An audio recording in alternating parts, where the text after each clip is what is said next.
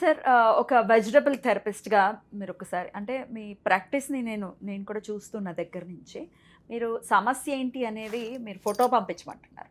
అంటే ముఖాన్ని చూసి ఫేస్ని చూసి అలాగే హస్తరేఖలు అరచేతులు చూసి కాళ్ళు ఇవి చూసి మీరు ప్రాబ్లం ఏంటి అనేది ప్రెడిక్ట్ చేస్తూ ఉన్నారు. ఎట్లా సొల్యూషన్ అని తీసుకురావాలి అనేది కూడా వీటిని బేస్ చేసుకొని మీరు డిజైన్ చేస్తున్నారు. వాట్ ఈస్ దేర్ డైట్, ఎట్లా ఉండాలి, ఏమేమి కదా. అయితే నేను దాన్ని బేస్ చేసుకుని అడగాలనుకున్న ప్రశ్న ఏమిటి అంటే, మన బాడీ డెఫినెట్గా ఇండికేట్ చేస్తుంది ఈ సమస్య ఉంది అని, స్కిన్లో నుంచి ఎలిమినేట్ చేస్తూ చెప్తుంది, బాబు నీకు ఇక్కడ ఈ సమస్య ఉంది అని చెప్పి. సో బాడీలో ఏ మార్పులు వస్తే మనం చాలా జాగ్రత్తగా అంటే వెంటనే అలర్ట్ అయిపోవాలి, నువ్వు దీని గురించి ఆలోచించాలి అని. ఎక్కడ ఏ ఆర్గన్ లేకపోతే ఏ పార్ట్ దగ్గర ఏం కనిపిస్తే మనం డెఫినెట్గా అలర్ట్ అవ్వాలి అని అంటే ఏం చెప్తారు సార్?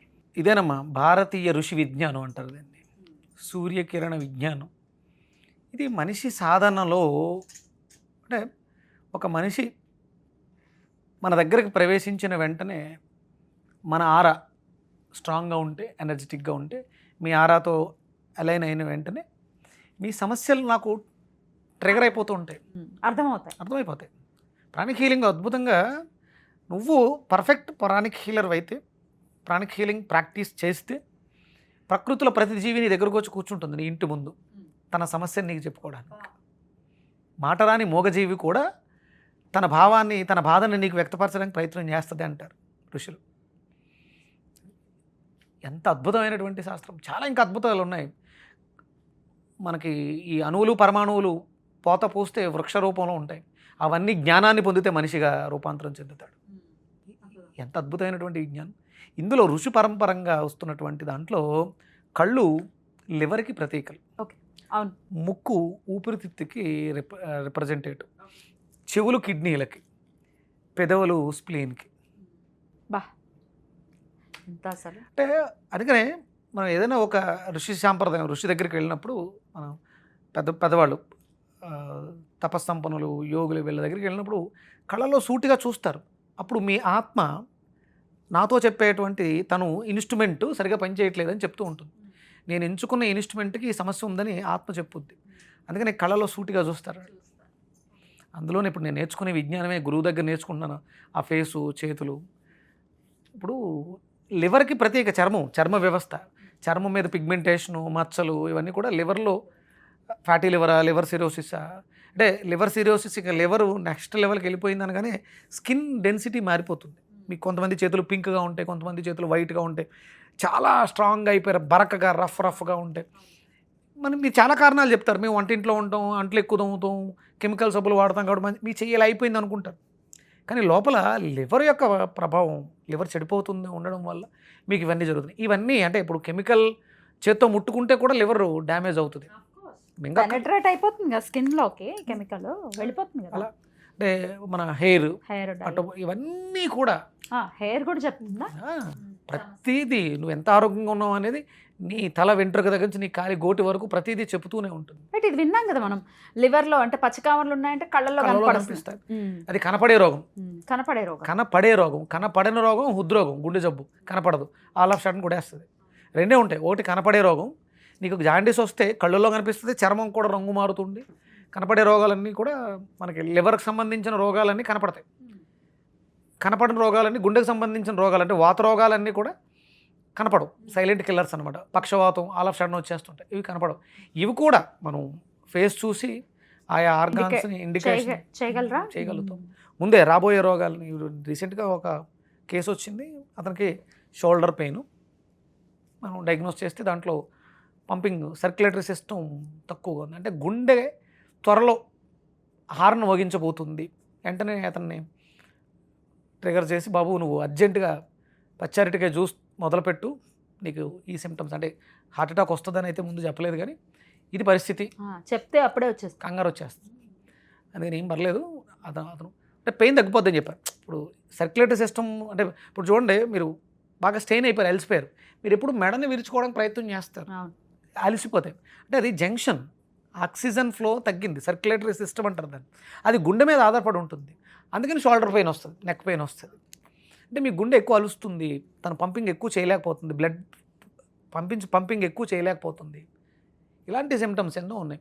స్టమక్ పాడైతే కాళ్ళు గుంజటం, కాళ్ళు లాగటం, మనకి ఈ సౌండ్స్ వస్తుంటాయి చూడ, స్టమక్ అది. బాడీలో పొట్టలో యాసిడిటీస్ ఎక్కువ ఉన్నాయి.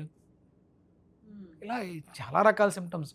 మనం పోసే మూత్ర విసర్జన, స్మెల్ ఎలా ఉంది, కలర్ ఎలా ఉంది. ఇప్పుడు మనం బ్లడ్ టెస్ట్ శాంపిల్ ఇచ్చినప్పుడు చూస్తారు వాళ్ళు చూసే ఇవే అంటే ఇవన్నీ అవసరం లేకుండా కొన్ని పెట్టేశారు మనకి. పచ్చకాయలో చూడ యూరిన్లో బియ్యం వేస్తే పచ్చగా మారిపోతుంది. అవునా? బియ్యం టెస్ట్ అలా మారదు. ఇవన్నీ మనకి ఎప్పుడో పెద్దవాళ్ళు చెప్పారు. అంటే పెద్దవాళ్ళు అయినటువంటి అమ్మమ్మల్ని తీసుకెళ్ళి వృద్ధాశ్రమాల్లో పెట్టి హాస్పిటల్ చుట్టూ డాక్టర్ల చుట్టూ తిరుగుతున్నాం మనం అంతే. ఇవన్నీ చెప్పగలిగిన వాళ్ళు చేయబట్టుకుని అమ్మమ్మ చెప్పేసేది. అమ్మమ్మకి తెలిసి ఇవన్నీ కూడా. ఇళ్లలో అమ్మమ్మ లేరు, అందుకని రోగాలు మన ఇళ్లలో కాపురాలు చేస్తున్నాయి. ఖచ్చితంగా. రైట్. అన్నిటికీ అన్ని ఆల్మోస్ట్ చాలా సమస్యలకి ఒకే ఒక కింగ్ లాంటి వెజిటబుల్ ఏదంటే ఏం చెప్తారు? బూడిద గుమ్మడికాయ కింగ్. ఎందుకంటే ఫస్ట్ డైజెషన్ సిస్టమ్, తిన్నది అరిగి కంటి నిండా నిద్రపోగలిగితే. ఎందుకంటే హెడ్ రీజన్ అది మ్యాషం కింగ్. దానికి అద్భుతమైనటువంటి వెజిటేబుల్ బూడిద గుమ్మడికాయ. చాలా వరకు సమస్యలు, మ్యాక్సిమం సమస్యలు, ఎందుకంటే కంటికి సమస్యలు, లివర్కి సంబంధించిన సమస్యలు బూడిద గుమ్మడికాయ తీస్తుంది. చెవులకి అంటే హెడ్ రీజన్ కదా, బూడిద గుమ్మడికాయ హెడ్ రీజన్. చెవులకు సంబంధించిన చాలా వరకు సమస్యలు అంటే కిడ్నీ సమస్యల్ని బూడిద గుమ్మడికాయ వల్ల తీసేస్తుంది. నాస్ట్రిల్, ముక్కుకు సంబంధించిన సైనసైటిస్ ఇలా బాధపడుతూ ఉంటారు. అంటే ఊపిరితిత్తుల్లో సమస్యని ముక్కు ఎక్స్పోజ్ చేసింది. ఇది ఇక్కడే ఉంది కాబట్టి తగ్గే అవకాశం బూడిద గుమ్మడికాయతో ఉంటుంది. స్ప్లీను, మన ప్రకృతిలో ఉన్నటువంటి ప్రాణశక్తిని స్వీకరించి మన శరీరం అంతా కూడా పంప్ చేస్తూ ఉంటుంది. బూడిద గుమ్మడికాయలో అద్భుతమైనటువంటి ప్రాణశక్తి ఉంది. నీ శరీరానికి కావాల్సిన అద్భుతమైనటువంటి ప్రాణాన్ని ఇచ్చేస్తుంది. దాన్ని మించింది లేదు, అంటే మేషరాశిని మించింది లేదు, బూడిద గుమ్మడికాయని మించినటువంటి ప్రాణశక్తి ఉన్న పదార్థం లేదు. రైట్. సో బూడిద గుమ్మడికాయకి సంబంధించిన జ్యూస్ని ప్రతినిత్యం తీసుకోవటం వల్ల చాలా సమస్యల్ని ఇది అడ్రస్ చేస్తుంది అని చెప్తున్నారు. 100%. కొంచెం వీలైతే దీన్ని హిందీలో కూడా ట్రాన్స్లేట్ చేయండి అమ్మా. ఎందుకంటే ఎవరో బూడిద గుమ్మడికాయ గురించి కొంచెం హిందీలో చేయరా అని అడిగారు. 30 రోజుల్లో హిందీ నేర్చుకోవడం ఎలా? నేను నేర్చుకుంటాను. నేర్చుకుని నేను హిందీలో క్వశ్చన్ అడుగుతా, మీరు హిందీలో ఆన్సర్ చెప్తారు. అప్పుడు నేను కూడా ఒక బుక్ కొనుక్కోవాలి. 2 పుస్తకాలు నేనే కొంటాలి, మీకోటి నాకోటి. అయితే ఎలా చేసుకోవాలి? 200 grams బూడిద గుమ్మడికాయ ముక్కమ్మ, చిన్న అల్లం ముక్క వేసుకొని మెత్తగా గ్రైండ్ చేయండి. దాంట్లో ఒక గ్లాసుడు వాటర్ పోసి బాగా జ్యూస్ చేయండి, బాగా మెత్తగా చేసేయండి. అంటే వడకట్టడానికి అవకాశం లేనంతగా జ్యూస్ చేసేయండి. దాంట్లో కొంచెం మిరియాల పొడి వేసుకోండి, కొంచెం సైంధవ లవణం, వీలైతే బ్లాక్ సాల్ట్ అని దొరుకుతుంది మనకి, అది వేసుకుని ఉదయం సాయంత్రం 2 పూట్ల తీసుకోవచ్చు. అదే అంటే వర్షాకాలం అయితే ఒక పూట తీసుకోండి, మార్నింగ్సే తీసుకోవాలి, ఈవినింగ్స్ తీసుకోకూడదు. సమ్మర్లో మార్నింగ్ ఈవినింగ్ 2 times తీసుకోవచ్చు. మీకు ఇంకా ఓపుకుంది, ఇంకా బాగా అవసరం అనిపించింది 3 times కూడా తీసుకోవచ్చు. ఏమి వాతం చేసే ఏం ఉండదమ్మా, అద్భుతమైనటువంటి కాస్మిక్ ఎనర్జీ. గిట్టని వాళ్ళు, నచ్చని వాళ్ళు, బూడిద గుమ్మడికాయ అంటే పడని వాళ్ళు ఎవరో చెప్పు ఉండాలి తప్ప. ఎందుకంటే ఈ 5 ఏళ్ల ప్రయాణంలో అద్భుతమైనటువంటి ఎన్నో ప్రయోగాలు చేశారు. మా నాన్నగారితో రోజుకు కేజీ బూడిద గుమ్మడికాయ, కేజీ మంచి గుమ్మడికాయ ఇలా తాగించేసేవాడిని, గంటకో జ్యూస్ ఇచ్చేసేవాడిని ఆయన. ఈ జ్యూసర్స్ వస్తాయి కదా క్రష్, అలా అందులో చేయొచ్చా సార్? కోల్డ్ ప్రెస్ వచ్చేస్తుంది, అంటే తక్కువ వస్తుంది. వాటర్ వేసుకుంటే మంచిది, కొంచెం వాటర్ వేసుకోవాలి. వాటర్ వేసుకుని చేసుకుంటే మామూలు మన అంటే పిప్పి బయటకు వచ్చేస్తుంది. ఇది వచ్చేది అంటే మనకి ఎక్కువ జ్యూస్ కావాలి, తొక్కతో సహా కావాలి. అది కోల్డ్ ప్రెస్లో అయితే పని చేయదు. మనం మిక్సీ దాంట్లోనే మెత్తగా దాన్ని వడగట్టుకోండి తొక్కతో సహా. అందుకే ఆ గింజలు ఇవన్నీ మనకు కావాలి. అందుకని ఏంటంటే మంచి పల్పుతో ఉన్నటువంటి బూడిద గుమ్మడికాయ, బూడిద బాగా ఉన్నటువంటి బూడిద గుమ్మడికాయ, మట్టిని మాత్రమే కడగండి. ఆ పైన లైట్గా ఆ బూడిద ఏదైతే ఉందో అది మనకు ఉండాలి. అది ఉంచుకొని జ్యూస్ చేసుకుని తాగండి. చాలా వరకు సమస్యలకి బూడిద గుమ్మడికాయ అద్భుతమైనటువంటి పరిష్కారం. అత్యంత ప్రమాదకారైనటువంటి క్యాన్సర్ మహమ్మారిని కూడా నిలువరించే శక్తి ఆ బూడిద గుమ్మడికాయ. అంటే ప్రాణశక్తి ఉంది. మీ బాడీలో ఇమ్యూనిటీ బాగుంటే క్యాన్సర్ సెల్స్ పెరగకుండా ఆపుతుంది. ఇది క్యాన్సర్కి కిమోలా పనిచేయదు, మీ శరీరమే క్యాన్సర్ సెల్స్ పెరగకుండా చేసేలా చేస్తుంది. ఎసిడిక్ నేచర్ పెరిగిపోద్దమ్మా. ఎసిడిక్ నేచర్ పెరిగితే క్యాన్సర్ సెల్స్ పెరుగుతాయి. అస్తవ్యస్తమైనటువంటి జీవన విధానాన్ని దారిలో పెట్టేటువంటిది బూడిద గుమ్మడికాయ.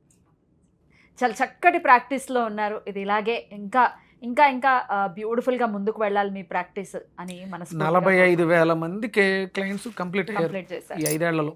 అమేజింగ్. త్వరలోనే 50,000 వెళ్ళిపోద్ది. It's just not a record, it's all time record. 1,00,000కి పూర్తి చేసేసరికి పిహెచ్డీ చేతికి వచ్చేస్తుంది. వెజిటేబుల్ థెరపీ మీద నేను చేస్తున్న పిహెచ్డీ అప్పుడు వచ్చేస్తుంది. All the very best. Thank you. త్వరలోనే అది పూర్తి కావాలని మనస్ఫూర్తిగా కోరుకుంటున్నాను. Thank you. Thank you so very much sir. నమస్తే. సూర్యోస్మి. సూర్యోస్మి. జై శ్రీరామ్. జై శ్రీరామ్.